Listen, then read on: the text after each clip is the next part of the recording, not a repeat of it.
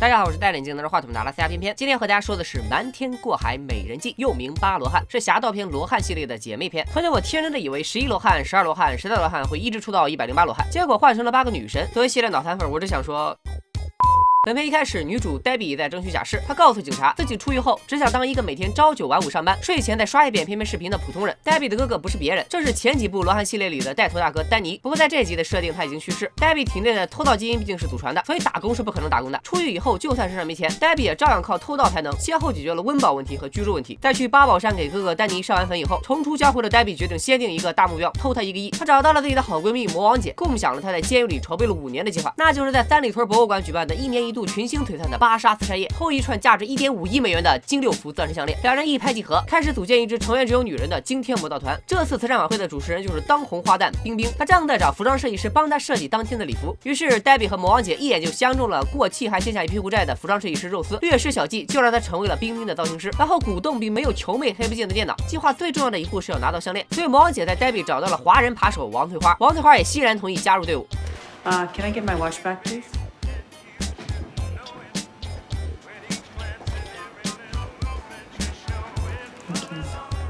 And hers as well. 团队里还需要一个刑侦经验丰富的帮手，于是黛比找到了以前事业上的合作伙伴香蕉姐。香蕉姐虽然已经金盆洗手当家庭主妇了，还是忍不住手痒，偷的东西塞满了车库。How do you explain all this to your husband? eBay.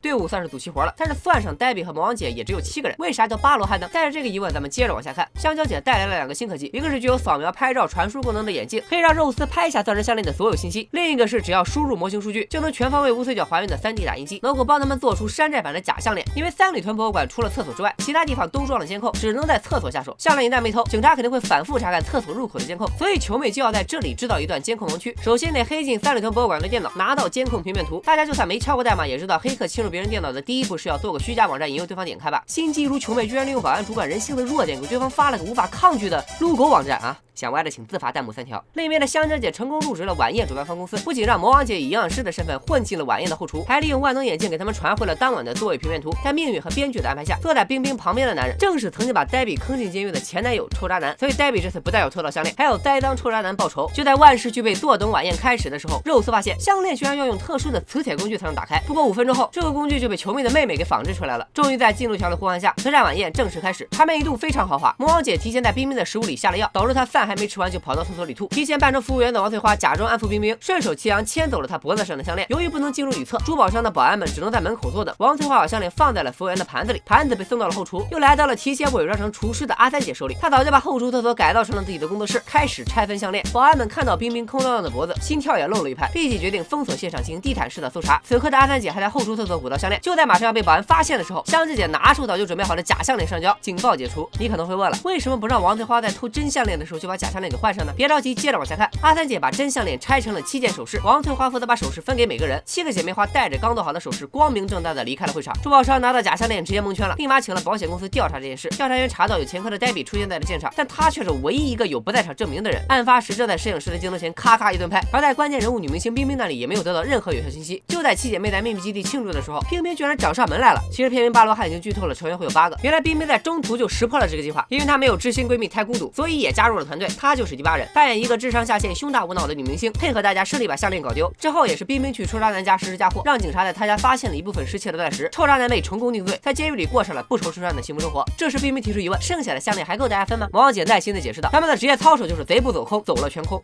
When you could steal one.